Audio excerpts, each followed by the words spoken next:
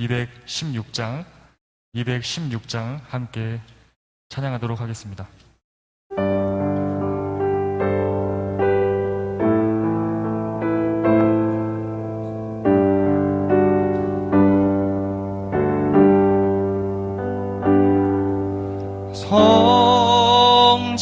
성자의 귀한 몸 날 위하여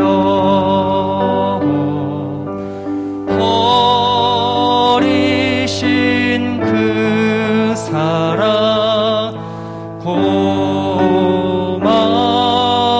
고마워라. 내 머리 숙여서 주님께 비는 말 나무 주님께 바치리까.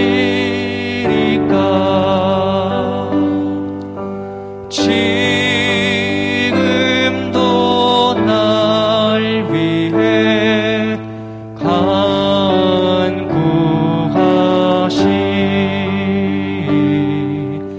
이 옅은 믿음이 하옵나니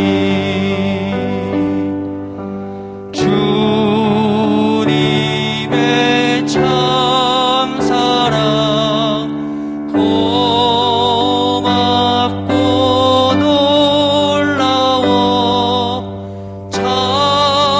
찬송과 기도를 쉬지 않네.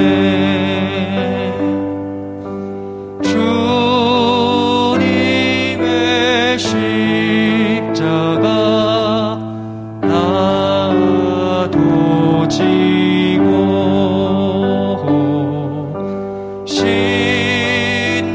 신실한 믿음과 마음으로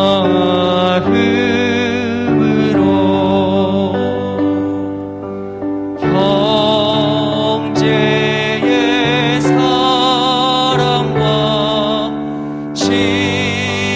친절한 위로를 네게나 베풀게 하옵소서. 만 가지 은혜를 받았으니 내 평생 슬프다 즐거우다. 이 몸을 온전히 주님께 바쳐서 주님만 위하여 늘 살겠네.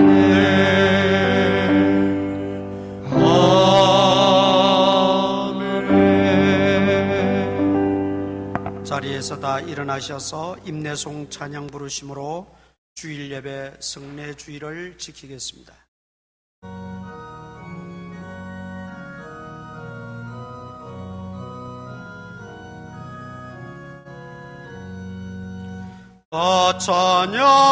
찬양하여라 전능왕 창조의 주께 내 오너 주 찬양 평강과 구원의 주님 성도들아 주 앞에 이제 나와 즐겁게 찬양하여라.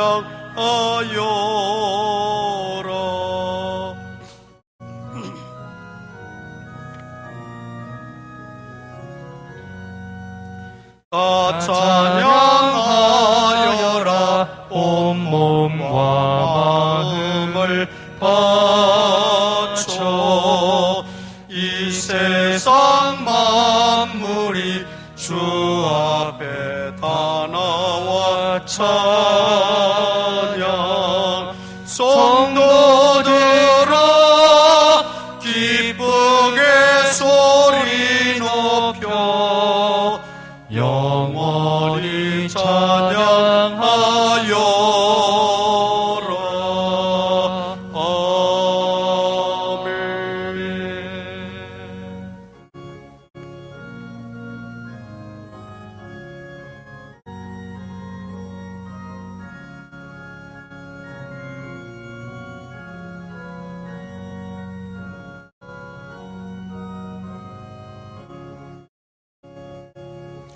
허물과 죄로 죽었던 우리를 구속하여 주시고 하나님의 자녀 삼아 주신 것 감사합니다.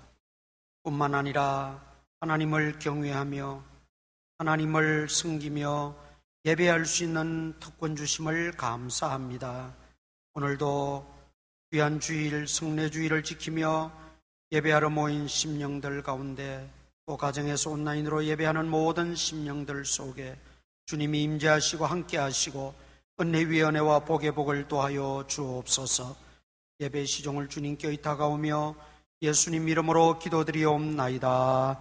아멘. 전능하사 천지를 만드신 하나님 아버지를 내가 믿사오며 그 외아들 우리 주 예수 그리스도를 믿사오니 이는 성령으로 잉태하사 동정녀 마리에게 나시고 본디오 빌라도에게 고난을 받으사 십자가에 못 박혀 죽으시고 장사한 지 사흘 만에 죽은 자 가운데서 다시 살아나시며 하늘에 오르사 전능하신 하나님 우편에 앉아 계시다가 저리로서 산자와 죽은 자를 심판하러 오시리라. 성령을 믿사오며 거룩한 공회와 성도가 서로 교통하는 것과 죄를 사하여 주시는 것과 몸이 다시 사는 것과 영원히 사는 것을 믿사옵나이다. 아멘. 우리 공동 고백문 낭독하겠습니다. 나를 주님의 도구로 써주소서. 미움이 있는 곳에 사랑을, 다툼이 있는 곳에 용서를, 분열이 있는 곳에 일치를, 의혹이 있는 곳에 신앙을, 그릇됨이 있는 곳에 진리를, 절망이 있는 곳에 희망을, 어둠의 빛을, 슬픔이 있는 곳에 기쁨을 가져오는 자 되게 하소서. 위로받기보다는 위로하고 이해받기보다는 이해하며 사랑받기보다는 사랑하게 하여 주소서. 우리가 줌으로써 받고 용서함으로써 용서받으며 자기를 버리고 죽음으로써 영생을 얻게 됨을 깨닫게 하소서. 아멘.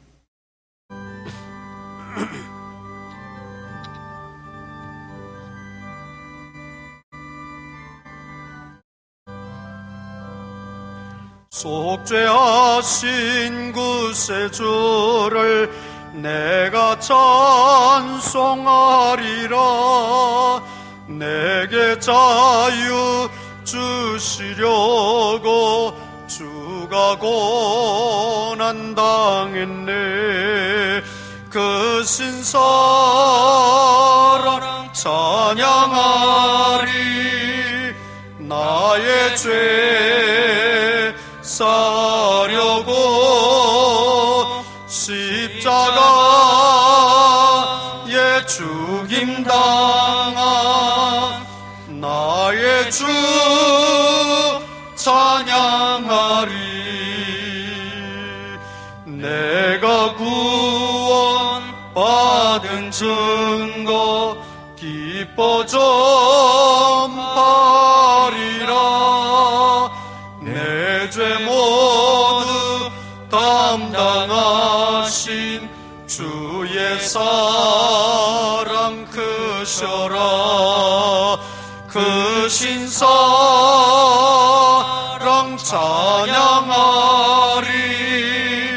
나의 죄 사려고 십자가에 죽임당한 나의 나의 주 찬양하리. 승리하신 구세주를 내가 찬송하리라. 죄와 죽음 지옥 권세 주가 모두 이겼네. 그 신사랑 찬양하리. 나의 죄 사려고 십자가에 돌아가신 나의 주 찬양하리. 고마우신 구세주를 내가 찬송하리라. 죽음에서 생명으로 나를 인도하셨네. 그 신사랑 찬양하리. 나의 죄 사려고 십자가에 죽임당한 나의 주 찬양하리.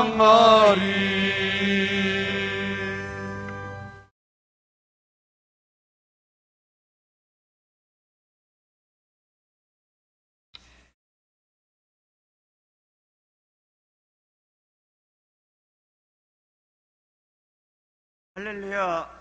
영광을 받으시기에 합당하신 사랑의 하나님 아버지,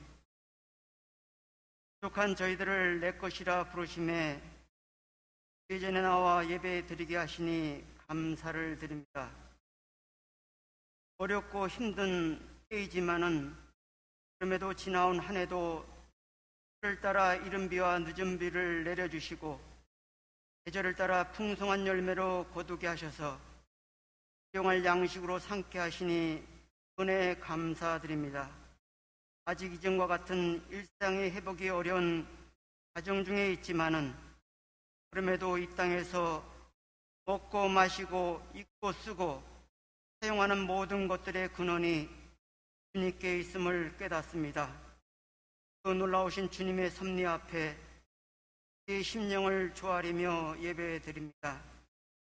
시간 지나온 삶 속에 각지고 모난 부분을 다듬게 하옵시고 버리고 잘라야 할 부분을 끊고 주님의 모습으로 성화되어가는 그의 모습이 되게 하여 주옵소서.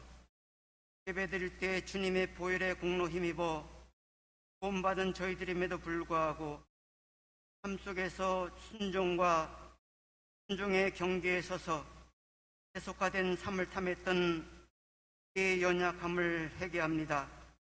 상하고 통회하는 자를 멸시치 아니하신 주님, 우리들의 허물과 죄를 용서하여 주옵소서. 주님 안에 있는 생명의 성령의 법이 죄와 사망의 법에서 저희를 해방시키는 주님의 은총을 경험하게 하옵소서.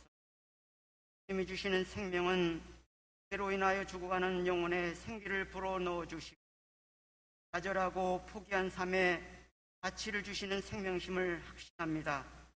자비로우신 주님, 주님의 핏값으로 세워진 우리 교회가 십자가의 사랑과 생명심을 드러내는 재물포 교회가 되게 해서 지난 온 국민의 성김 속에서 이 부족함으로 인한 상한 심령을 치료하시고 마음 열게 하옵시며 남은 올 한 해 하늘문을 열어가는 가정들이 다 되게 하여 주옵소서. 또한 원치 않는 병마로 경제 문제로 자녀의 문제로 시장의 문제로 어려움 있는 가정마다 주님 앞에 다 내려놓고 간구하여 응답받는 우리 모두가 되게 하여 주옵소서. 고통받는 이웃을 십자가의 사랑으로 유혹해 하는 교회가 되게 하여 주옵소서. 이제 새로운 한 해에도 우리 교회의 기관마다 기쁨과 소망이 넘치는 활기찬 기관들이 되게 하여 주시고 모든 기관과 부서들이 협력과 섬김의 사랑으로 하나 되게 도와주옵소서. 늘 범사에 감사하고 삶 속에 주님 주신 은혜를 헤아리며 사는 저희들이 되게 하여 주옵소서. 고난의 잔을 마시기를 거부치 아니하고 땀 흘려 기도하시며 순종하셨던 순종의 마음을 저의 심령 가운데 세워주시옵소서. 생의 항로를 가고 있는 우리 청년 세대를 붙들어 주옵소서. 주님이 주시는 말씀의 생명술은 목마른 자들에게 언제나 큰 위로가 되었습니다. 자신의 꿈이 좌절되어 절망하는 청년들에게 말씀의 생명술을 마시게 하셔서 때과 같이 사회와 또한 교회의 큰 일꾼으로 사용되어지게 도와주옵소서.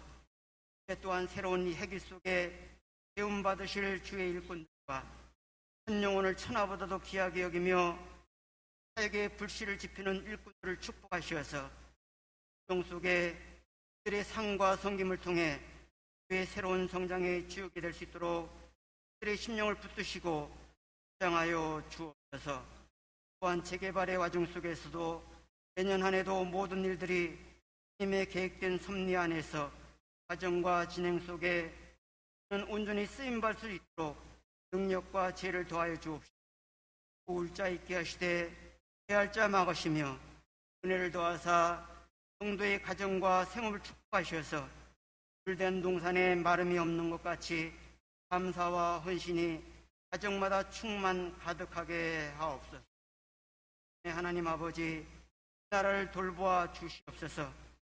땅에 주님이 핏값으로 세운 교회와 이름 보신 주의 종들을 붙드사 땅의 복음의 선한 영향력을 회복하게 하시고 나라의 대통령을 선출하는 대선 속에서 하나님의 마음에 정말 합한 자가 배움받을 수 있게 역사하여 주옵소서.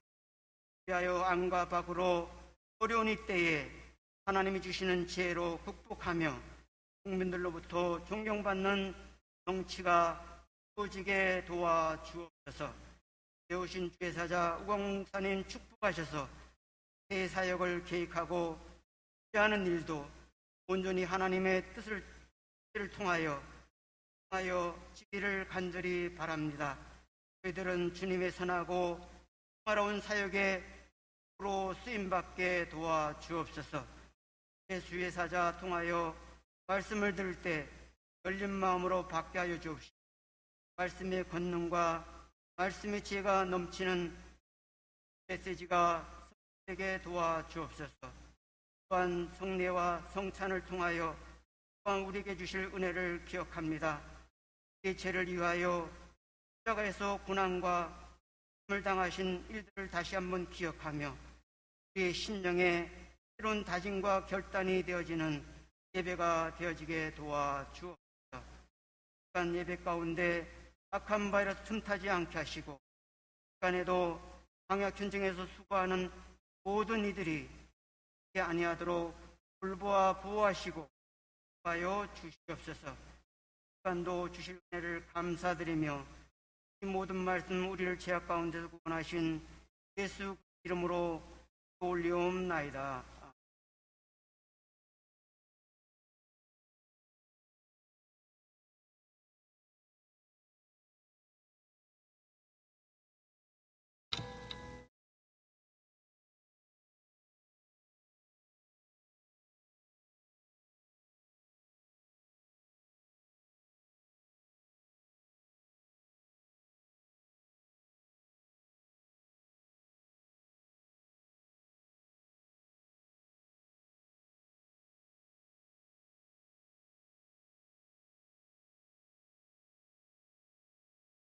하나님 감사드립니다. 교회 영적 부흥과 성령 충만함과 예배의 간격을 통하여 인천보고마와 세계 선교화에 귀하게 쓰임받는 구원의 방주 되게 하옵소서. 하나님 감사드립니다. 어느 누구보다도 주님을 사랑하는 자가 되게 하여 주시고 신앙과 인격이 아름답게 자라나 주님 앞에 귀하게 쓰임받는 거룩하고 지혜로운 믿음의 일꾼 되게 하옵소서. 한 주간 지켜주신 하나님 감사합니다. 범사에 감사합니다. 내 삶의 주권자 되시는 하나님을 다시금 깨닫게 깨닫고 회개하며 돌이키게 하심을 감사합니다. 생일 감사금 드립니다. 성도들과 함께 성례주의를 지키며 주님께 예배할 수 있는 은혜 주시니 감사합니다. 항상 감사합니다. 나를 도구로 써주시는 하나님께 감사합니다. 수감사금 드립니다. 주님의 은혜 가운데 손녀 수연이가 유아 세례를 받게 됨을 감사합니다. 하나님의 은혜 감사합니다. 하나님, 오늘도 주님 앞에 나올 때에 귀한 예물들을 정성껏 준비하여 바칩니다. 주님 기쁘게 받아주시고 사랑하는 성도님들 가정에 무엇보다도 믿음의 부유함을 허락하여 주시고 영혼이 잘된 같이 범사가 잘되게 하시고 강건의 복들을 허락해 주옵소서.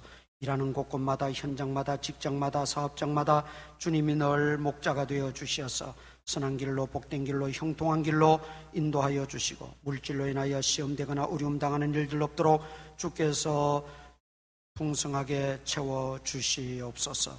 예수님 이름으로 기도드리옵나이다. 아멘. 창세기 2장 18절에서 25절까지 합독하시겠습니다. 창세기 2장 18절에서 25절까지 다 함께 봉독합니다. 시작. 여호와 하나님이 이르시되 사람이 혼자 사는 것이 좋지 아니하니 내가 그를 위하여 돕는 배필을 지으리라 하시니라. 여호와 하나님이 흙으로 각종 들짐승과 공중의 각종 새를 지으시고 아담이 무엇이라고 부르나 보시려고 그것들을 그에게로 이끌어 가시니 아담이 각 생물을 부르는 것이 곧 그 이름이 되었더라. 아담이 모든 가축과 공중의 새와 들의 모든 짐승에게 이름을 주니라. 아담이 돕는 배필이 없으므로 여호와 하나님이 아담을 깊이 잠들게 하시니 잠들매 그가 그 갈빗대 하나를 취하고 살로 대신 채우시고 여호와 하나님이 아담에게서 취하신 그 갈빗대로 여자를 만드시고 그를 아담에게로 이끌어 오시니 아담이 이르되 이는 내 뼈 중에 뼈요 살 중에 살이라. 이것을 남자에게서 취하였은즉 여자라 부르리라 하니라. 이러므로 남자가 부모를 떠나 그의 아내와 합하여 둘이 한 몸을 이룰지로다. 아담과 그의 아내 두 사람이 벌거벗었으나 부끄러워하지 아니하니라. 아멘. 돕는 배필, 이런 제목으로 말씀을 드립니다. 가정을 이루고 사시는 분, 앞으로 가정을 이루어야 될 분, 잘 들으시고 이어가시고 은혜가 되시고, 또 이제 홀로 사시는 분이랄지라도 앞으로 가정을 이룰 자녀들에게 말씀을 잘 지시키고 적용해 그렇게 가르치면 줄. 우리가 흔히 밖에서 닭이 먼저냐 알이 먼저냐 그런 논란을 가지고 성경에 돌아오면 하나님의 창조적인 입장에서 보면 하지요. 오늘 19절에 뭐라고 말씀합니까? 19절에 여호와 하나님이 흙으로 각종 들짐승과 공중의 새를 지으시고, 또 20절에 아담이 모든 가축과 공중의 새와 들의 모든 짐승에게 이름을 주니라. 1장 25절 보세요. 창세기 1장 25절 다 같이 읽으십시다. 시작. 하나님이 땅의 짐승을 그 종류대로 가축을 그 종류대로 땅에 기는 모든 것을 그 종류대로 만드시니 하나님 보시기에 좋았더라. 닭이 먼저입니까? 알이 먼저입니까? 답을 지금 읽고서도 닭이 먼저입니까? 알이 먼저입니까? 하나님이 모든 짐승과 동물과 그 가축을 종류대로 만드셨다 그랬지 알을 만드셨다는 말이 없어요. 닭이 먼저 생기고 알이 나온 겁니다. 그리고 그 알이 부화돼서 또 병아리가 되고 닭이 되는 겁니다. 자, 오늘 그걸 이야기하려는 게 아니고 돕는 배필입니다. 돕는 배필. 자, 18절 오늘 본문 18절 보십시다.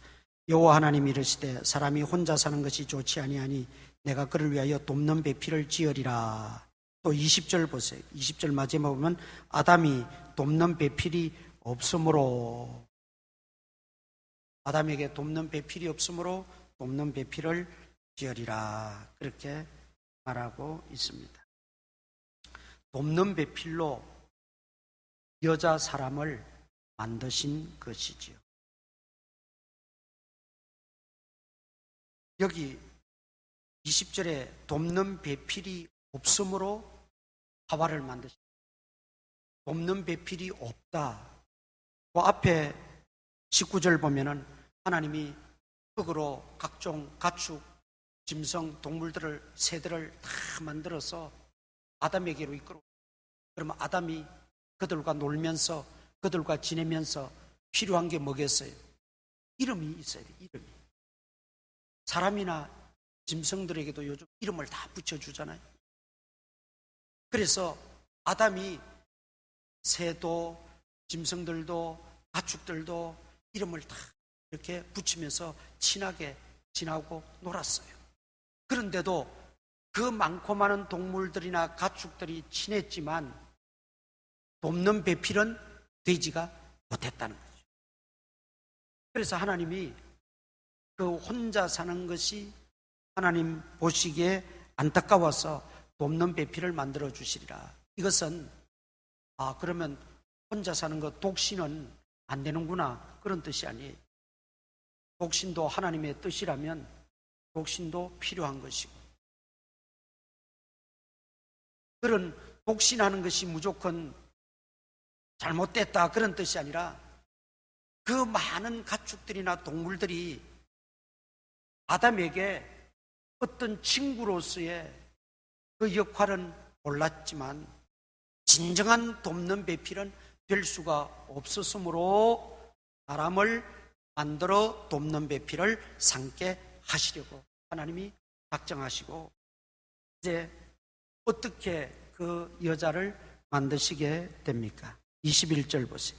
21절, 여호와 하나님이 아담을 깊이 잠들게 하시니 잠들매 그가 그 갈빗대 하나를 취하고 여자를 만들었다. 그렇게 말씀하고 있습니다. 갈빗뼈로 사람을 만들었다. 예전에는 이게 말도 안 되는 소리라 그랬어요. 갈빗뼈로 사람을 만드느냐. 그런데 이제 근래 과학이 발달하면서 강아지를 만들어내요. 거기서 DNA를 추출. 돼지 복제도 나왔잖아요. 그걸 보면서 사람들이 사람도 사람에게서 사람이 나올 수 있겠구나 그렇게 생각을 이제 하게 된 거죠. 아마 지금도 암암리에 사람을 만들어 보려고 복제해 보려고 그렇게 애를 쓰고 시도를 하고 있는지도 모르겠어요.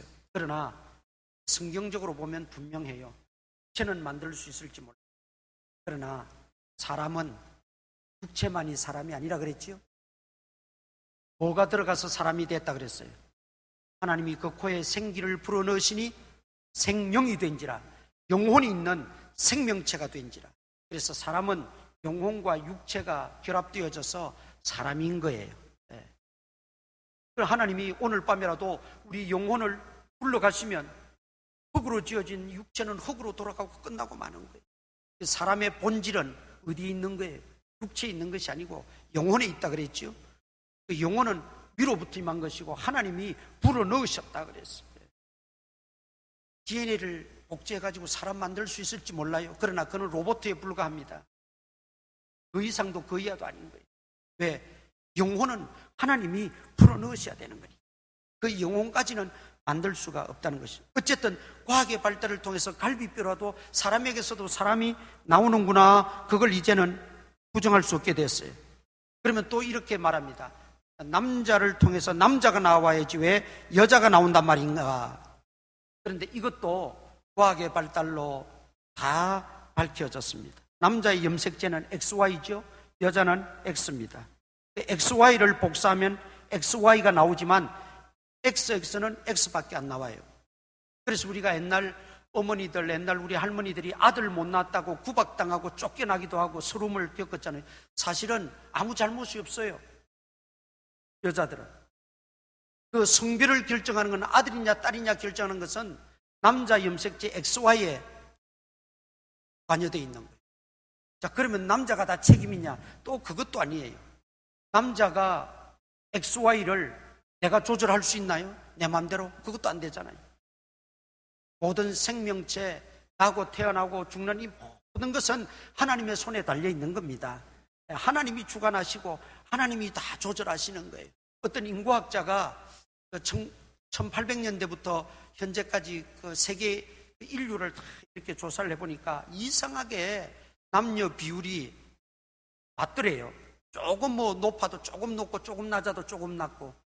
그런데 어느 때는 남자 비율이 치솟았는데 1차 전쟁이 나고 2차 전쟁이 나면서 전쟁터에 나가서 또 남자들이 많이 생명을 잃다 보니까 또 그게 비율이 맞춰지더래요. 어쨌든 사람이 마음대로 할 수 있는 건 하나도 없어요. 생명에 관한 한 하나님께서 주관하시고 다스리신다는 거예요. 어쨌든 남자에게서 남자만 나오는 것이 아니라 남자에게 여자도 나올 수 있다는 것이 또 이것을 통해서 증명이 되어졌다는 말이죠. 그러면 하나님이 왜 갈비뼈인가? 우리 몸에 260개의 뼈가 있는데 갈비뼈는 24개입니다. 그런데 왜 갈비뼈로 하나님이 여자 사람을 만드셨을까? 의학적으로는 갈비뼈만이 재생이 된다고 합니다. 다른 뼈는 재생이 안 되는데 갈비뼈만이 재생이 된다고. 그래서 오늘 본문에 보세요. 21절 여호와 하나님이 아담을 깊이 잠들게 하시니 잠들매 그가 그 갈비뼈 하나를 취하고 살로 대신 채웠다. 살로 대신 채워놓으면 시간이 지나면서 갈비뼈가 재생이 된다는 거예요. 그래서 갈비뼈로 하나님은 만드셨다는 것이죠. 여기서 외과 의사들이 예전에 수술할 때 많은 어려움이 있었어요. 수술을 할 때는 고통을 느끼니까 얼마나 아파요. 그런데 수술은 안 할 수가 없고 아프지 않고 수술을 할 수 있으면 좋겠다. 많은 고민을 했는데 방법이 없었어요. 마취제가 아직 개발되기 전이었습니다. 그런데 한 외과 의사가 이 성경을 읽으면서 영감을 얻었어요. 깊이 잠들게 하시고 갈비뼈 하나를 취했다. 깊이 잠들면은 통증과 고통을 느끼지를 못하는구나. 그러면 약을 통해서 깊이 잠들게 하는 약을 발견하고 개발하면 되겠구나. 그래서 마취약이 나온 거예요. 그게 1847년에 최초로 마취약이 나와서 수술을 하게 되고 그 수술을 이름을 붙였는데 애담스 오퍼레이션, 아담의 수술이라는 거예요. 그게. 여러분 인터넷에 아담의 수술을 치면 이 내용들이 상세하게 나옵니다. 어쨌든 하나님은 깊이 잠들게 하시고 갈비뼈를 취하여 여자 하와를 만드셨다는 사실입니다. 또 여기서 이런 질문들을 저도 많이 들었어요. 그러면 남자가 여자보다 갈비뼈 하나가 없겠네요. 하나 뽑아서 만들었으니까. 없는 게 아니라 아까도 이야기했죠. 재생되어집니다. 그리고 우리가 예를 들어서 아버지가 일하다가 잘못해서 손목이 끊어져서 손이 하나 없다고 해서 이세가 태어날 때 손 하나 없이 태어나지를 않아요. 그거는 이미 DNA를 통해서 다 유전되는 것이지 어떤 후에 상처 있고 후에 무슨 사고 입어가지고 없다고 해서 없이 태어나는 게 아니잖아요. 그러니까 갈비뼈 수는 여자나 남자나 동일합니다. 이것 때문에 놀림을 많이 받고 학생 때 저도 기억이 납니다마는 모르니까 대답도 못하고 그랬던 적이 있었습니다. 그러나 요즘 의학의 발달 또는 과학의 발달로 인해서 성경이 얼마나 정확하고 분명한가를 다 증명하고 있어요. 그래서 우리는 성경에 나타나는 모든 사실들을 하나님이 하신 일이고 하나님의 역사이기 때문에 1.1핵이라도 우리가 의심하거나 또 불신해서는 안 되는 것입니다. 그게 아직 제대로 설명되어지지 않고 밝혀지지 않았다는 것뿐이지 시간이 흐르면서 과학의 발달, 의학의 발달 등으로 인해서 점점 이제 성경이 맞다는 것이 밝혀지고 있지 않습니까? 네. 그러면 왜 많고 많은 뼈 중에 갈빗대로 지으셨는가라는 것입니다. 어떤 분이 이렇게 재미있는 표현을 했어요. 머리뼈로 여자를 만들었으면 여자가 남자를 온통 지배하려고 했을 것이다. 또 발가락뼈로 하나님이 하와를 만들었으면 남자들이 여자들을 짓밟으려고 했을 것이다. 그래서 중앙에 있는 갈비뼈로 하나님 만드셨다. 그래서 남자와 여자는 동등하다는 걸 하나님이 말씀하시는 것이다. 뭐 이렇게 또 재미있게 설명하신 분도 없잖아 있어요. 어쨌든 하나님이 갈빗대로 만든 데는 의미가 있다는 것입니다. 첫째, 갈비뼈는 먼저 보호를 받는 뼈입니다. 양팔에 의해서 보호를 받고 있는 뼈가 갈비뼈입니다. 그만큼 갈비뼈는 약하다는 거죠. 다른 뼈에 비해서 잘 부러지고, 조금만 어떻게 넘어지고 사고를 당해도 갈비뼈가 부러졌다, 금이 갔다, 우리가 그런 이야기들을 하잖아요. 팔뼈는 우리가 멀쩡한데 오히려 그 안에 있는 갈비뼈가 상함을 입는, 그만큼 약하고 잘 부러진다는 거죠. 그것은 무슨 의미입니까? 약하니까 그만큼 보호를 받아야 된다는 의미이기도 합니다. 그런데 여기서 약하다는 것은 어떤 물리적으로 약하다는 그것만 말하는 것은 아닙니다. 물론 특성상 아담은 흙으로 만들었어요. 흙도 약하지만 그 아담의 지체 중에 하나였던 갈비뼈로 만들었기 때문에 여자는 더 약합니다. 이해가 되시죠? 그래서 우리가 기본적으로는, 객관적으로는 여자들이 남자보다 힘에 있어서나 모든 것에 약하지요.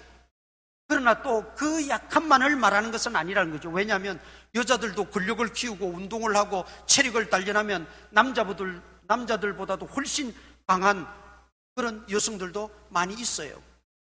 그러면 여기 약하다고 하는 것은, 이것은 단순히 물리적이고 어떤 육체적인 그런 약함만을 말하는 것이 아니라는 거죠. 그런 측면에서도 우리가 남편이 도와야 될 부분들은 분명히 또 있겠지요. 힘을 써서 해야 되는 부분은 남자가 당연히 해야 되잖아요. 그걸 여자에게, 아내에게 맡긴다면 남편의 도리가 아니고 남자의 도리가 아니겠지요. 그런 부분도 분명히 있지만, 그러나 여기서 약함으로 보호받는 존재라고 하는 것은 함께 기도해야 될 존재라는 뜻입니다. 자, 베드로전서 3장 7절을 찾아보십시오. 신약성경 저 뒤편 베드로전서 3장 7절.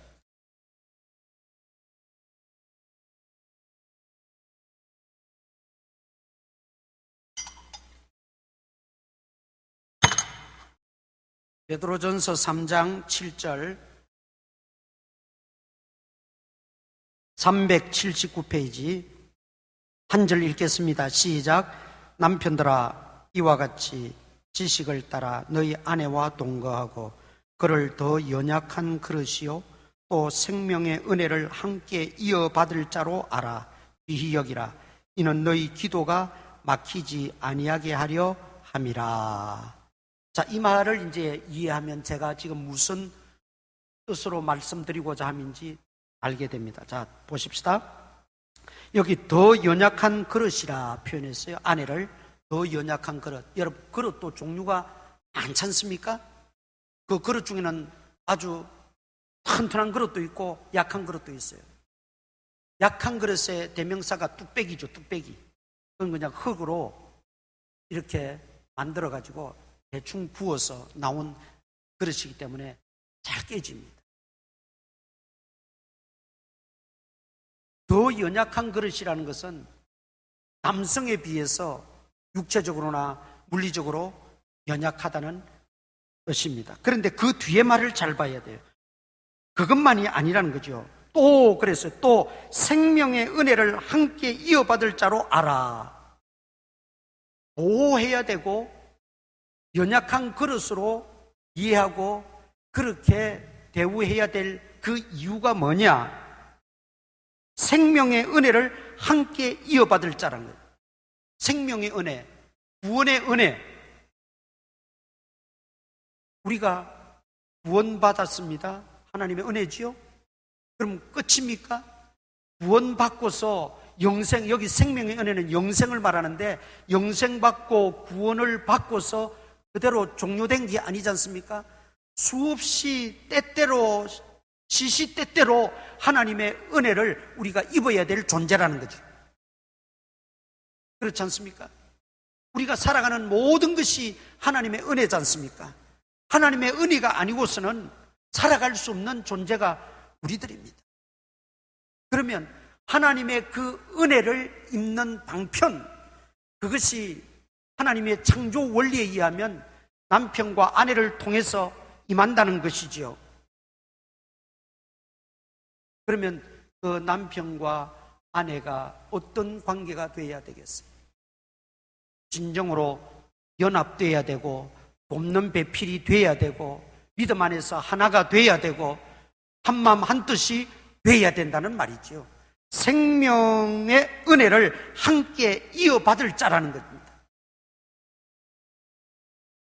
그러니까 하나님이 갈빗대로 만드셨다는 것은 단순히 어떤 보호받는다는 그런 의미보다도 그 의미 속에 더 깊이 담겨져 있는 영적 의미가 있다는 거죠.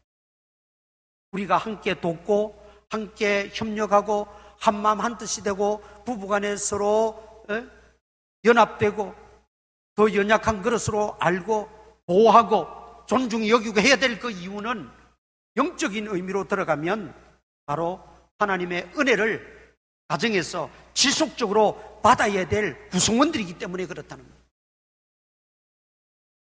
더 쉽게 이해되도록 말씀드릴까요? 부부가 늘 파탄이 될 정도로 그렇게 생활하고 서로 돕지 않고 서로 연합되지 않고 서로 존중히 여기지 않게 되면 첫째는 기도도 안 됩니다. 기도가 막히게 됩니다.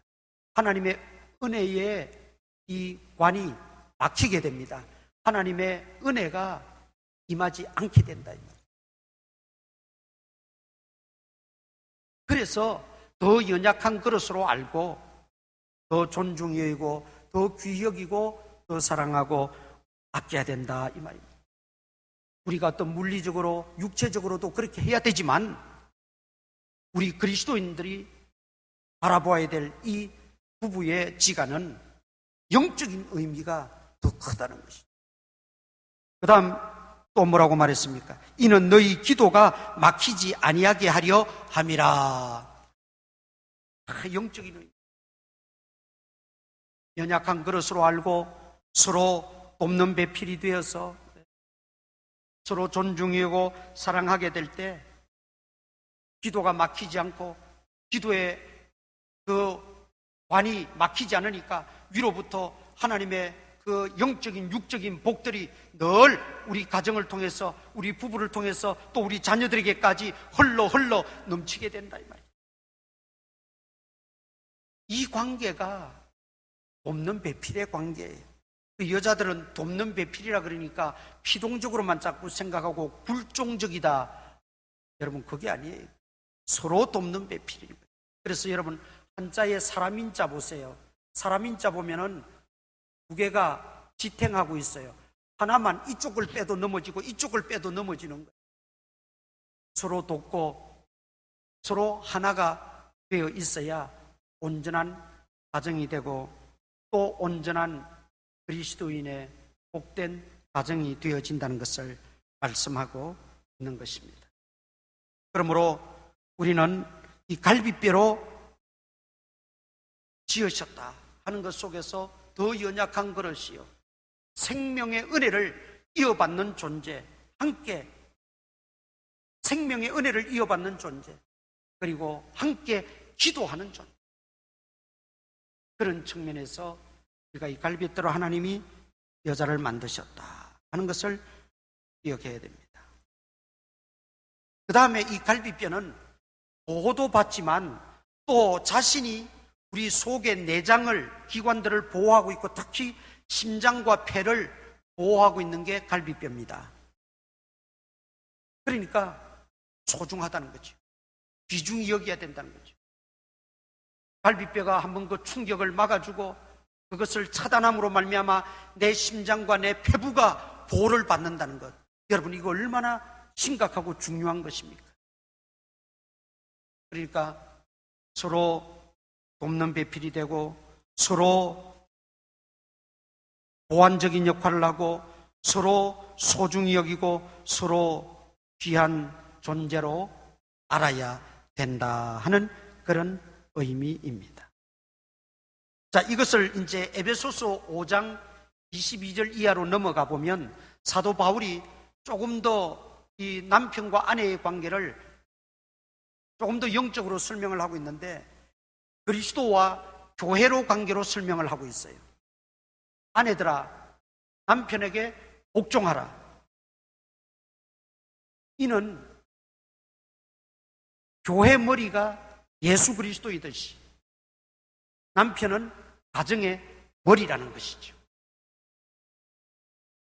이것도 여러분 오해하면 안 돼요. 하나님께서 가정을 통해서 생명의 은혜를, 하나님의 그 구원의 은혜를, 그리고 가정을 통해서 하나님의 각양, 하나님의 하늘로부터는 은혜를 부어주시기를 기뻐하시는데 그 가정을 만드시고 그 가정의 질서와 체계를 위해서 가장, 아버지, 남편을 가정의 머리로 세우셨다. 이것은 가정의 질서와 권위를 위해서 필요한 것입니다. 어떤 차별이 아니고 차등이 아닙니다.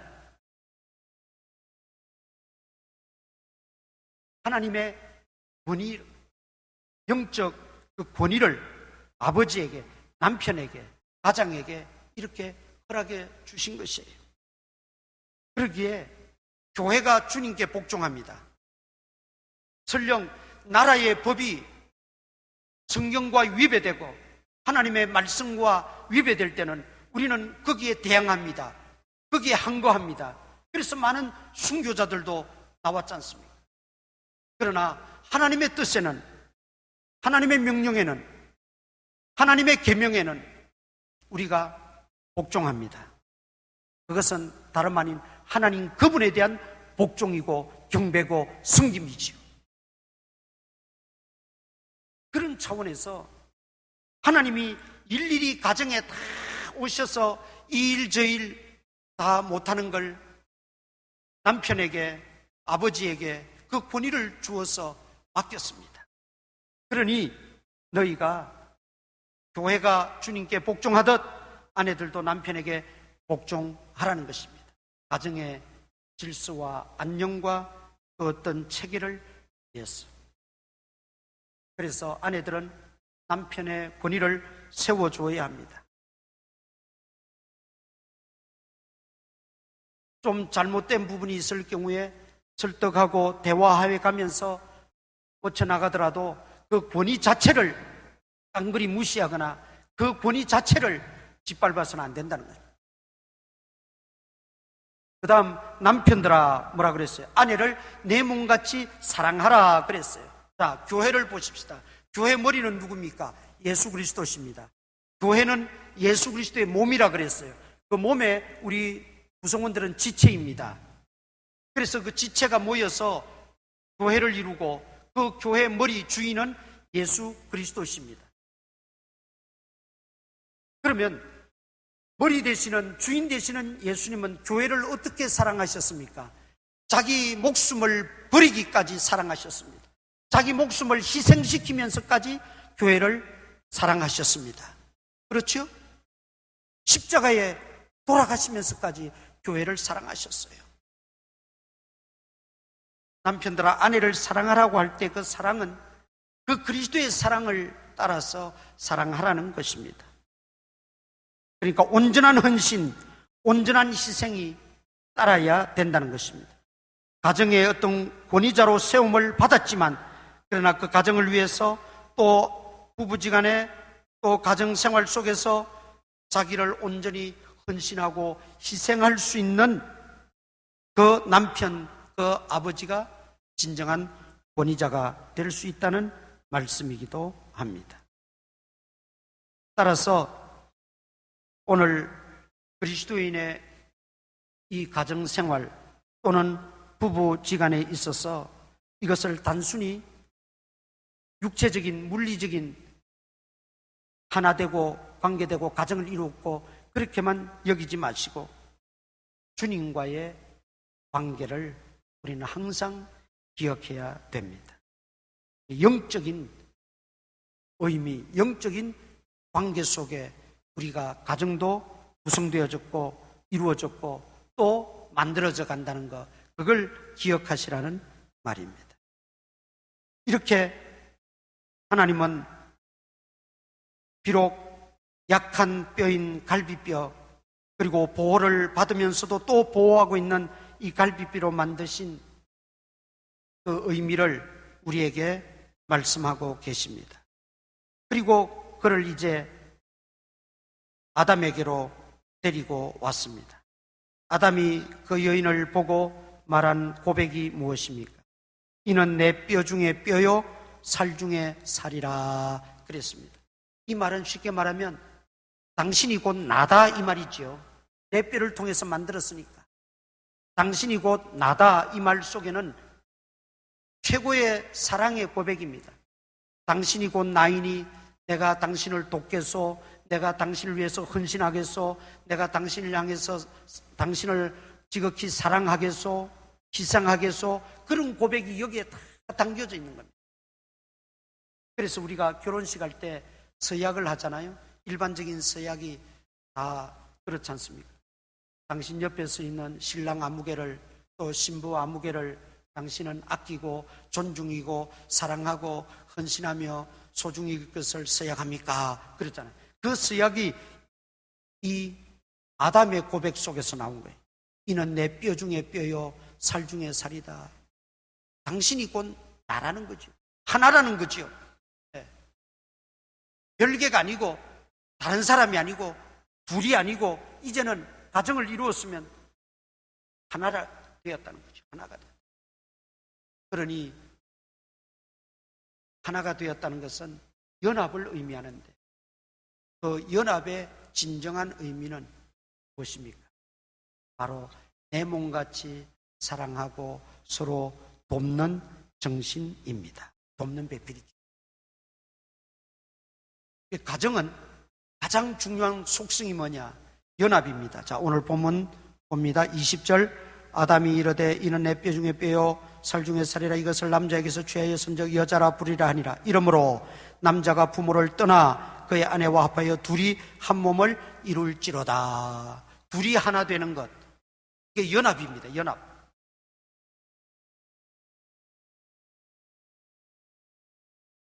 남자와 여자가 만나면 둘이 하나 되는 예식을 통해서 가정을 이루지요.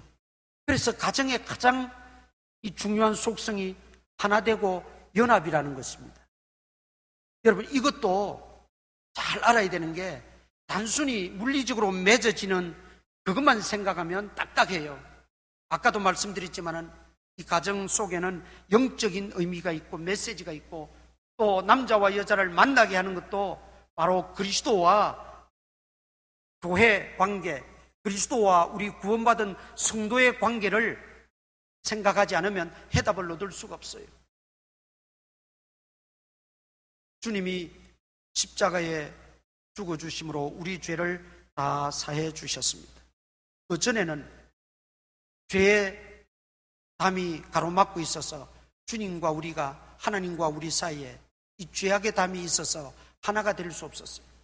그러나 십자가의 예수님이 돌아가심으로 말미암아 우리 죄를 다 사해 주시고 용서하시고 그 죄의 담을 다 허물어 주시고 십자가로 이제 하나 되게 하셨어요. 하나님과 우리 인간 사이도, 인간과 인간 사이도 이 십자가는 수평 수직 관계에 있어서 다 하나 되게 하셨어요. 이게 십자가의 복음이에요. 이게 예수 그리스도께서 이 땅에 오신 목적이고 예수 그리스도가 우리를 위해서 돌아가신 의미입니다. 하나 되게 하십니다. 죄인과 하나님이 하나 되고 죄인과 그리스도가 하나 되고 그리스도와 교회가 하나 되고 하나 되게 하십니다. 그렇다면 여러분, 부부 또 가정생활의 핵심이 하나됨이라고 그랬어요. 하나됨. 이 하나됨을 지켜야 돼요. 이 하나됨을 우리는 완성해 나가야 돼요. 그런데 하나 되기가 쉽지 않지요. 결혼해서 한 지붕 아래는 살지만 이게 달라요. 거의 30년 동안을 다른 가정이나 문화 속에서 살다가 우리가 서로 만났으니 이게 다 다르지요. 음식도 다르고 생각도 다르고 취미도 다르고 다름을 이제 하나 되게 만들어가는 게 우리의 노력이고 기도가 거기에 있어야 된다. 다른 것을 틀리다고만 자꾸 생각하지 말고 다른 것을 다름으로 인정하고 우리가 기도하면서 노력하면서 서로 대화를 나누고 서로 설득하고 서로 함께 하면서 이것들을 맞추어 나가고 보완해 나가야 됩니다. 그래서 하나님이 왜 나를 이 사람을 만나게 했을까? 만나고 보니 다 달라요. 안 맞아요. 오죽하면 이런 이야기 있잖아요. 제가 결혼 주례할 때 가끔 이야기하는 건데 어떤 부부 모임에서 사회자가 어떤 아내를 이렇게 세웠어요. 당신에게 있어서 저 남편은 어떤 존재라고 여기십니까? 물었어요. 그러니까 이 아내가 우리 남편은 제게 로또입니다. 그러니까 사람들이 와 하고 놀랐어요. 사회자가 묻습니다. 아니 어떤 의미에서 로또입니까? 그러니까 저 양반하고 나하고는 하나도 맞지 않아요. 맞는 게 하나도 없다는 거예요. 로또 사가지고 맞아보셨어요? 맞는 게 하나도 없다는 거예요. 그게 진짜 맞는 말이죠. 맞는 게 없어요. 그러나 없는 배필로 주셨다는 것은 저렇게 맞지 않으니까 보충하고 보완하고 또 부족한 건 메꾸고 그렇게 하라고 나를 붙여주셨구나 생각하고 맞추어 나가야 됩니다. 어쨌든 이 가정의 속성은 연합이라고 해서는 둘이 하나 되는 것, 몸만 하나 되는 것이 아니라 마음으로 뜻으로 하나 되어야 된다는 거예요. 그 하나가 이루어지지 않으면 항상 거기에는 삐걱거림이 있고 거기에는 어려움이 따르게 되어 있어요. 둘이 늘 같이 살면서 하나가 안 된다면 삐걱거리는 것밖에 없지. 그래서 우리는 가정의 속성은 연합, 하나됨이라는 거예요. 그러기 위해서 중요한 것은 가정에서 대화가 많이 필요하다 그렇게 여겨집니다. 통계에 의하면 우리나라 사람들 부부, 다른 두고 부부지간에 하루 24시간 동안에 대화하는 시간이 몇 분이냐 조사했는데 17분이 나왔어요. 17분 대화한다는 거예요. 그 17분 대화 속에는 문자도 다 포함된답니다. 요즘 핸드폰으로 문자하는 것도 문자로도 다 포함돼서 17분이래요. 그만큼 대화가 짧다는 거죠. 밖에서 별 영양가 없는 대화는 다 하고 집에서 사실 부부지간의 대화는 또 부모와 자식 간의 어떤 대화는 점점 사라지고 있고 줄어들고 있다는 거예요. 이게 이제 가정의 연합 하나를 깨뜨리는 아주 해악적인 요소가 된다는 거예요. 그래서 우리는 대화를 할 수 있는 대로 많이 하도록 대화의 장을 만들어야 되고 대화하도록 노력을 해야 돼요. 그 중에 하나가 우리 믿는 사람들은 가정 예배를 드리면서 참 좋은 시간에 다 모일 수 있는 아이들까지 모일 수 있는 좀 시간에 모여서 매일 안 되면 그냥 격일제로 하더라도 또 심지어 일주일에 한 번을 하더라도 아이들까지 다 모아서 말씀을 묵상하고 아이들에게 문제가 없는지 걱정이 없는지 또 기도해 줘야 될 부모로서 기도해 줘야 될 것이 없는지 서로 부부지간에도 마찬가지고 이야기를 나누면서 서로 기도해 주고 가정예배장이 우리에게 있다는 것은 귀한 일입니다. 왜냐하면 그것이 대화할 수 있는 기회도 되기 때문에 그때 여러 가지 이야기들을 서로 나누고 함께 기도해야 돼요. 그런데 또 가정예배 드리면서 대화하면서 부모들의 실수가 있어요. 저도 그런 시행착오가 있었는데 그동안 내가 아이들에게 하고 싶었던 이야기를 기도를 통해서 다 한다든지 또 그 이야기하면서 다 그냥 해버리면 아이들이 기분이 상해버리는 거예요. 예배 드리자고 오라 그래 놓고는 뭐 그냥 마음에 맺혀 있던 거 그냥 기도로 다 토해내고 그냥 말로 다 하는구나. 아이들이 그걸 다 알아요.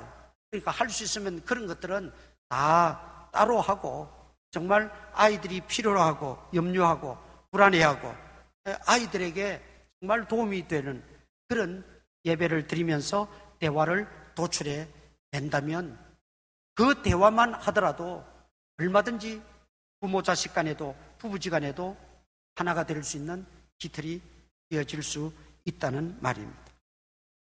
그 다음 우리는 이것을 통해서 또 하나 영적인 귀한 의미를 알아야 됩니다. 주님과 우리와의 소통도 마찬가지라는 거죠. 우리가 주님과 친밀한 관계를 유지하고 정말 주님의 그 깊은 뜻을 내가 알고 그 주님의 뜻을 내 뜻으로 여기고 그 뜻대로 내가 살아갈 수 있으려면 주님과 소통을 해야 돼요. 주님과 소통하는 게 뭐예요? 기도입니다. 그래서 우리는 쉬지 말고 기도해야 되는 거예요. 항상 우리는 하나님 앞에 기도하면서 소통하고, 그래서 주님과 내가 하나 되는 거예요. 그 기도, 영적인 호흡, 영적인 그 기도의 줄을 통해서 주님과 내가 하나 되는 것이죠. 그러면 주님과 친밀해집니다. 여러분, 하나님이 아브라함을 가리켜서 나의 벗이라고 그랬죠. 야고보서에서 나의 벗, 나의 친구라 그랬어요. 그 친구지간의 벗 사이에는 비밀이 없어요. 친밀하니까 온갖 이야기 다 합니다. 하나님도 뭐라고 그랬어요? 소돔 고모라 멸망시키러 가시면서 내가 어찌 이 일을 나의 친구 아브라함에게까지 숨기겠느냐. 그리고 아브라함에게 먼저 찾아가셨어요. 거기에 롯이 살고 있었기 때문이기도 하고, 그 소돔 고모라를 멸망시키기 전에 하나님이 말씀하시니까 아브라함이 의인 50명만 있어도 멸망시키겠습니까? 아브라함이 강구하잖아요. 결국 의인 10명이 없어서 그 소돔 고모라는 멸망하고 말았지요. 거기서 중요한 게 뭡니까? 하나님의 벗. 그만큼 아브라함은 하나님과 친밀했다는 거예요. 그는 아내 사라를 아끼고 존중이고 귀여기고, 사라도 아브라함을 뭐라고 불렀어요? 나의 주라고 불렀어요. 그건 뭘 뜻합니까? 서로 돕는 관계였다는 거예요. 연합되어 있다는 거예요. 서로 둘이 하나가 진정으로 됐다는 거예요. 대화가 있다는 거예요. 그게 영적인 생명의 은혜가 넘쳐 흘렀다는 겁니다. 그러니까 믿음의 조상이 됩니다. 오늘 우리도 바로 그런 가정이 되자는 거예요. 서로 돕는 배필이 되고 연합이 되고 서로 존중이고 서로 아끼고, 대화 속에서 아무런 비밀도 없고 내가 하는 모든 일들도 서로 의논 속에서 아름답게 되어져 가고, 대화가 없으면 그런 게 안 되는 거예요. 아브라함의 가정이 믿음의 가정이 되어서 보세요. 여러분, 아브라함과 다윗의 자손 예수 그리스도의 계보라 그러잖아요. 아브라함과 다윗을 통해서 예수 그리스도가 탄생하셨어요. 예수 그리스도로 말미암아 온 인류가 죄 사함 받고 구원받는 이런 영생의 선물을 받게 된 거예요. 물론 믿는 자에 한해서. 그러면 아브라함이 과연 믿음의 조상이지요. 복의 근원이지요. 우리는 기도할 때마다, 찬양할 때마다 나를, 우리 가정을 축복의 통로로 사용해 주옵소서, 복의 근원이 되게 해 주옵소서, 그렇게 기도하고 바라고 찬양도 합니다. 그러나 여러분, 그거는 다 허공에 치는 메아리가 될 수가 있어요. 정말 우리 가정이, 우리 부부가 먼저 돕는 배필이 되고 생명의 유업을 이을 자로 우리가 바로 서게 되면 그것은 자연히 따라오는 거예요. 아브라함이 이삭을 낳고, 이삭이 야곱을 낳고, 야곱이 요셉을 낳고, 이스라엘 온 민족이 그 아브라함의 복을 받아 누려. 그래서 성경은 뭐라고 말합니까? 아브라함의 하나님, 이삭의 하나님, 야곱의 하나님이라고 딱 그렇게 명칭을 만들어 두고 있어요. 오늘 우리 부부가, 우리 가정이, 우리 부모들이 바로 그 역할을 해야 되고 그 가정이 되기를 간절히 소망합니다. 그래서 우리 부모님들은 믿지도 않았는데 상관없어요. 나부터 아브라함이 되면 되는 거예요. 나부터 믿음의 조상 아브라함이 되면 되는 거예요. 아브라함과 사라의 부부가 되면 되는 거라고. 그게 많은 눈물이 있었고 그들도 많은 기도가 거기에 있었고 많은 헌신이 있었을 겁니다. 성경에 다 기록되지 않았을 뿐이지. 그렇다면 오늘 우리들도 이 돕는 배필을 통해서 참 아름다운 가정, 주님이 원하시는 그 건강한 가정을 이루어 나가시고, 특별히 그 가정의 핵심, 가정의 주인공은 부부입니다. 어렸을 때는 부모가 중심이 될 수가 있어요. 그러나 이제 우리 부모를 떠나 하나 되어, 그것이 바로 가정이니까 가정의 중심, 핵심은 부부가 돼요. 그래서 부모들도 이제는 자녀들을 좀 보내는 그런 마음을 가져야 돼요. 그리고 자녀들도 부모에게서 떠나 그랬으니까 독립하고자 하는 그런 마음도 가져야 돼요. 요즘 우리말에 마마보이, 파파걸 뭐 이런 게 있죠. 이게 사실은 이 시대적인 현상인데 아직도 부모를 떠나지 못했다는 거죠. 아직도 부모가 자녀를 놓지 못했다는 거죠. 물론 결혼하기 전에는 뭐 얼마든지 돌봐야지요. 그러나 결혼하고 나면 부모를 떠나 둘이 하나가 되어 가정의 중심을 이루어 나가야 된다. 그래서 제가 어떤 책을 읽다가 보니까 어떤 분이 그렇게 목사님이 썼더라고요. 자기는 결혼 주례할 때 부모 서약을 먼저 받고 신랑 신부 서약을 받는데요. 그 부모 서약을 뭘 받느냐면 부모님을 이렇게 양가 부모님을 다 이렇게 세워가지고 이제 이들이 부모를 떠나 둘이 하나 되어 새 가정을 이룹니다. 부모들은 이들을 진정으로 떠나 보내시겠습니까? 묻는다는 거예요. 이제는 자꾸 간섭하거나 자꾸 이래라 저래라 부모 입장에서 염려는 되고 걱정은 되지만 그 중심에 서지 말라는 거죠. 그걸 할 수 있겠습니까? 물은 다음에 서약하고 신랑 신부에게 자기는 또 서약한다고 그렇게 글을 써놓은 걸 보았습니다. 일리가 있다고 여겨집니다. 가정을 우리가 정말 아름답게 세워나가야 됩니다.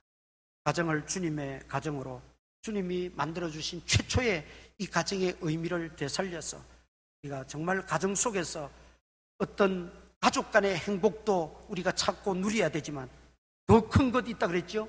그리스도와 바로 우리 교회의 관계. 그리스도는 우리의 신랑이고 우리는 그의 신부라 그랬으니 그리스도와 교회와의 관계 속에서 누리는 그 영적인 은혜, 영적인 생명, 그것을 우리가 가정을 통해서 만끽할 수 있고 누릴 수 있다는 것. 하나님이 그렇게 만드셨어요. 그렇기 때문에 우리는 그것을 놓치거나 잃어버려서는 안 되기 때문에 오늘 그런 면에서 부부의 관계가 중요하고 또 가정생활이 중요하다는 걸 말씀을 드립니다. 오늘 이 말씀을 잘 마음판에 새기시고 묵상하시고 변화받고 회복되어지고 다시금 은혜를 경험하는 그런 은총이 함께 하시기를 축원합니다. 이제 제가 기도합니다. 다 같이 기도하겠습니다. 우리를 창조하시고 최초로 에덴 동산에서 가정을 만드시고 둘이 하나 되게 하심으로 그 가정을 통해서 하나님의 뜻을 펼치시고 하나님의 그 생명의 은혜를 부어주시고자 약속하시고 일마다 때마다 우리에게 시시때때로 그 은혜를 주시니 감사합니다. 그러나 우리는 하나님의 그 원래 의도를 미처 깨닫지 못하고 단순히 육신적으로만 생각하여 부부간에 돕는 배필이 아니라 바라는 배필로 전락해 버렸습니다. 아버지 하나님 용서하여 주옵소서. 아버지 하나님 존중히 여기고 또 보호하고 또 소중히 여겨야 될 서로 간의 관계가 아버지 하나님이여 신뢰가 깨어지고 또 그 모든 사명들이 약하여짐으로 가정에 금이 가고 또 상처를 입고 살아가고 있습니다. 용서하여 주시옵소서. 이제 그리스도와 교회와의 관계라고 말씀하셨사오니 그것을 깊이 묵상하면서 우리의 가정들이 새롭게 원래의 창조의 가정으로 회복되어지게 하여 주시옵소서. 그래서 가정에 참으로 예배가 살아있고 가정에 기도가 살아있고 가정에 평안이 넘치고 행복이 넘치고 그야말로 둘이 하나 되는 돕는 배필로서의 그 아름다운 건강한 가정이 이루어질 수 있도록 복을 도하여 주시고 그 가정을 통하여 하나님 아버지를 만나게 하시고 그 가정을 통하여 그리스도를 경험하는 귀한 은혜가 우리 성도들 가정마다 넘치게 하여 주시옵소서. 또 한 주간 지내게 됩니다. 눈의 동자같이 지켜주시고 학교에서나 직장에서나 일터에서나 사업장에서나 어디에서든지 모든 질병과 전염병에서 건져주시고 모든 감염원들을 다 차단하여 주시고 건강하게 지낼 수 있도록 주님 도와주시옵소서.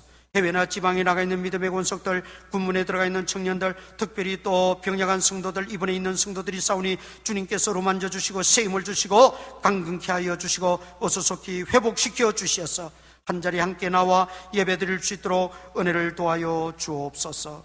예수님 이름으로 기도드리옵나이다. 아멘. 네, 이 시간에는 우리 유아 세례식을 거행하겠습니다. 유아 세례 받는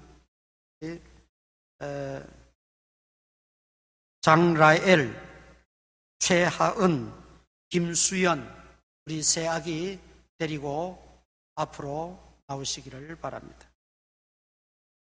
최 장로님.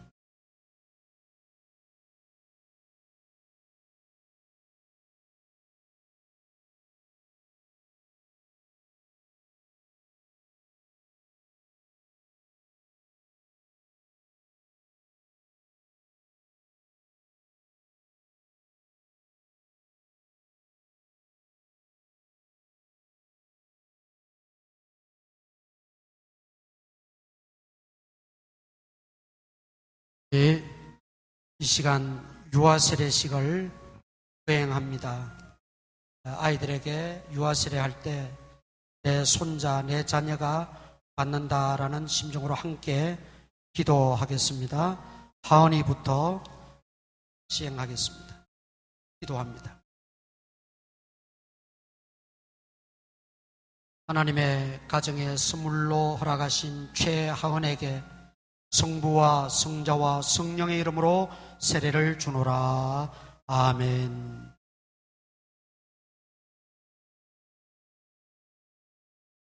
하나님의 가정에 선물로 주신 장라엘에게 성부와 성자와 성령의 이름으로 세례를 주노라.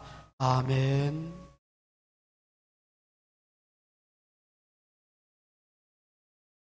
하나님의 가정에 선물로 허락하신 김수연에게 성부와 성자와 성령의 이름으로 세례를 주노라. 아멘.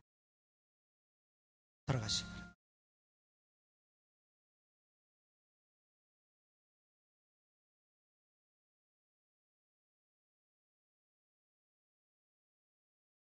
공포합니다. 지금은 장라엘, 최한, 김수연 아기가 대한예수교 장로의 제물포교회 유아세례 교인 된 것을 성부와 성자와 성령의 이름으로 공포하노라. 아멘. 이제 성년이 되어 자신의 입으로 믿음 고백할 때까지 15년 동안 부모들이 믿음과 생활에 본이 되시고 기도하시면서 잘 양육할 수 있기를 바랍니다. 이제 이어서 성찬 예식을 거행하도록 하겠습니다. 우리 주악에 맞추어서 우리 한 1분간 우리 자기를 살피고 회개할 바를 회개하고 주님 앞에 결단할 바를 결단하며 성찬에 임할 수 있기를 바랍니다. 우리 한 1분간 묵상으로 기도합니다. 장로님들 나오셔서요. 아버지, 주님, 성찬 예식에 앞서서 우리의 허물과 죄를 용서하여 주옵시고 회개하오니 성찬을 받음으로 다시금 새롭게 회복되어지고 변화를 받는 귀한 은혜가 있게 하여 주시옵소서. 아버지, 주님, 불쌍히 여겨 주시옵소서. 성찬을 통하여 하늘의 신령한 은혜가 지게 하여 주옵소서.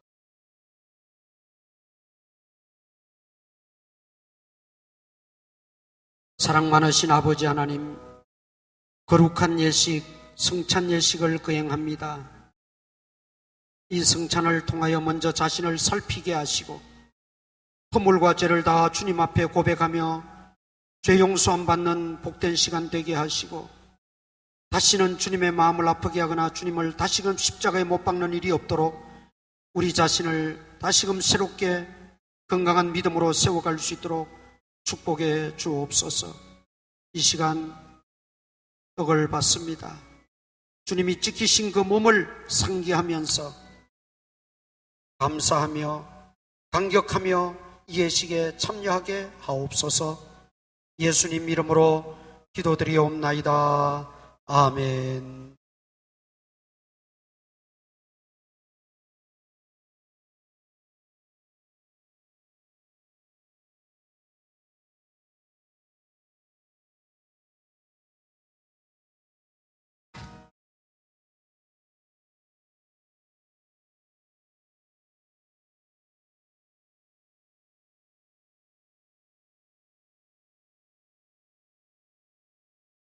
유아 세례를 받고 입교하신 분들, 그리고 성년 세례를 받으신 분들, 떡을 먼저 다 받으시기를 바랍니다. 이제 떡을 돌리겠습니다. 장로님들 돌리시기.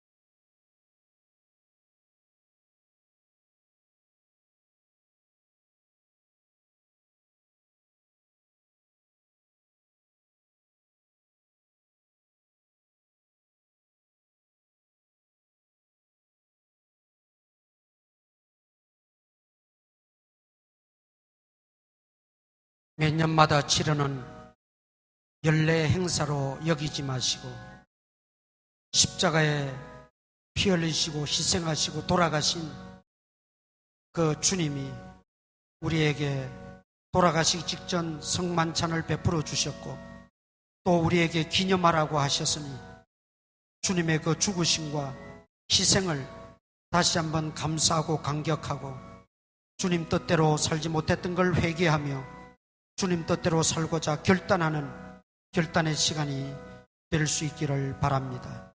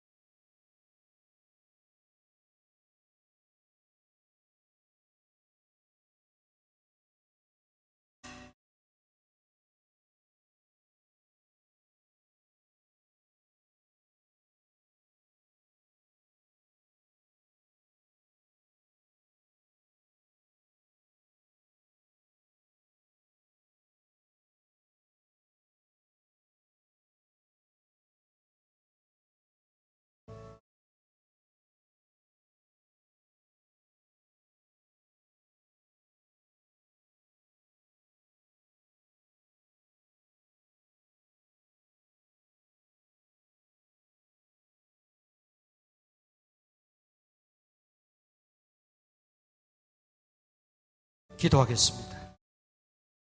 떡을 가지신 후 축사하시고 잔을 주시면서 이 잔은 내가 피 흘린 그새 기념이라고 하셨습니다. 피 한 방울 남기지 아니하시고 우리 죄를 씻으시기 위해서 주님이 친히 온몸의 피로 우리 죄를 씻어 주셨음을 감사합니다. 그 피를 헛되지 않게 하기 위해서 이 예식에 참여하며 결단하오니 주여 우리를 긍휼히 여기시고 은혜 위에 은혜를 더하여 주시옵소서. 이 잔을 받는 자들마다 그 심령의 모든 죄가 씻음받게 하시고 정결하게 하시고 모든 죄책감에서 해방되어지게 하시고 건강한 신앙생활 누리게 하여 주시옵소서. 예수님 이름으로 기도드리옵나이다. 아멘. 올리시죠.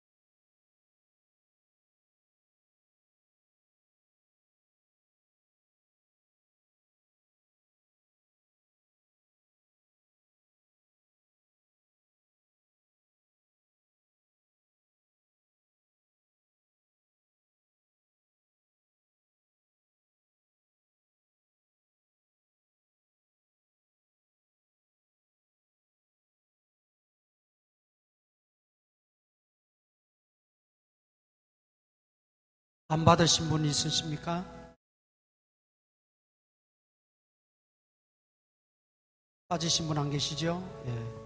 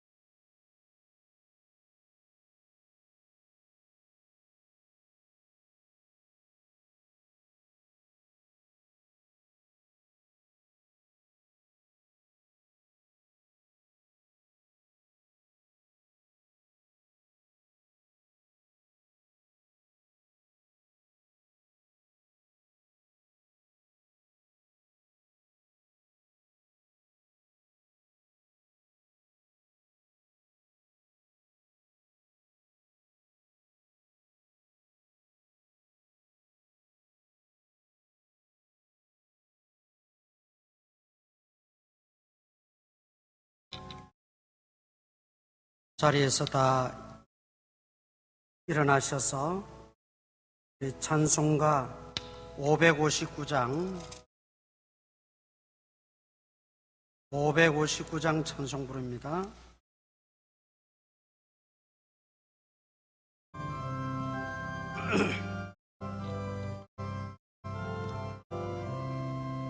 사철의 봄바람 불어있고 하나님 아버지 모셨으니 믿음의 반석도 든든하다. 우리 집 즐거운 동산이라. 고마워라 임마누엘, 예수만 섬기는 우리 집. 고마워라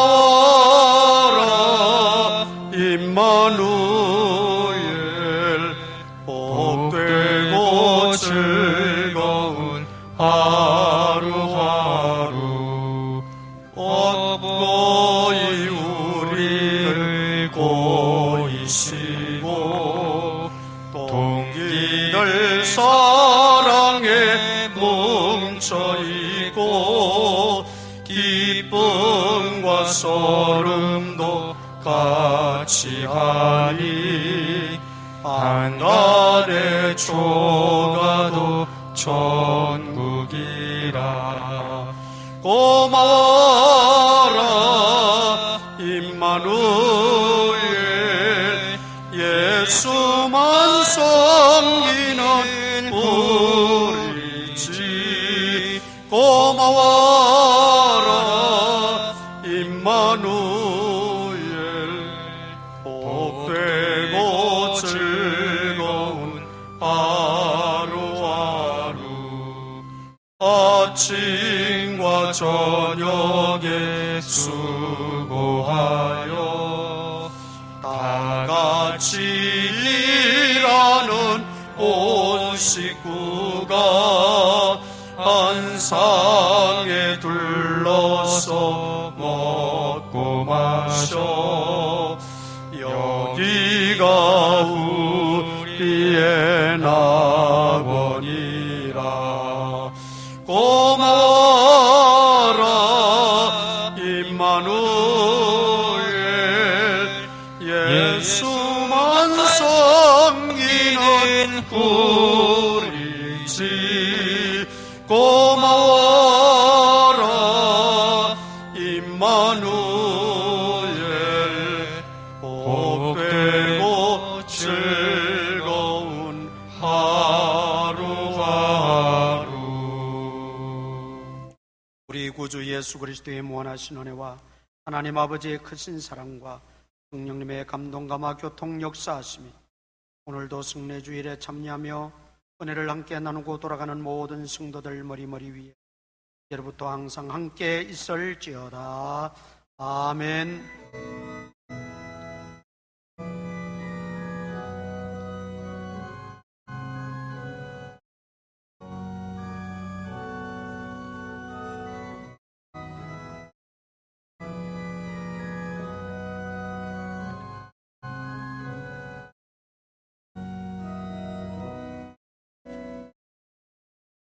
자리에 앉아 주시기 바랍니다.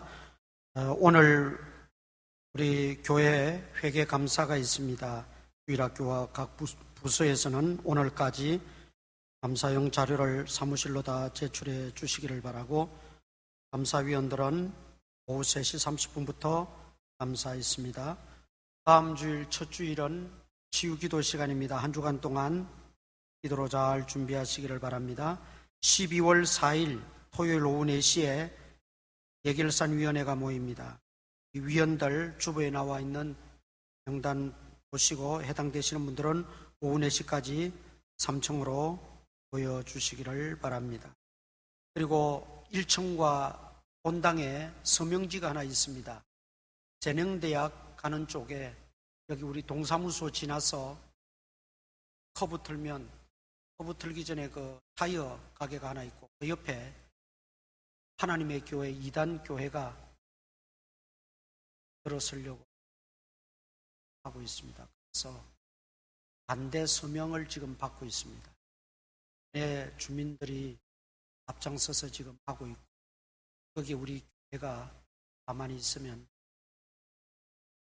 이렇게 해서 지금 반대 서명을 받고 있으니까 빠짐없이 나가시면서 정과 부당에서 반대 서명해 주시고 가시면 고맙겠습니다. 다음 달 봉사위원들도 해당되시는 분들 미리 나오셔서 봉사해 주시기를 바랍니다. 그리고 우리 이 1부 예배, 2부 예배가 동시로 이렇게 송출이 됩니다. 가정에서 예배 드릴 때 9시 반 예배도 그대로 나가고 11시 예배도 그대로 나갑니다. 혹시 가정에서 온라인으로 드리는 분들은 꼭 9시 반이나 11시 예배 시간에 맞추어서 함께 하시고, 또 현장에 나와서 드리는 우리 성도님들이 혹시 빠지더라도 그렇게 예배를 드릴 수 있고, 또 그것은 고스란히 녹화가 돼서 우리 교회 설교편에 올라가 있으니까 이제라도 열어서 예배를 드릴 수 있습니다. 잘 활용하시면서 지금 이런 시국에 자칫 믿음이 떨어지기가 쉽습니다. 교회와 또 멀어지기도 쉽습니다. 스스로 믿음을 지키고 하기 위해서는 예배가 끊어져서는 안 됩니다. 그렇게 해서 드릴 수 있도록 주시면 고맙습니다. 예배 마쳤습니다. 안녕히 돌아가시기 바랍니다.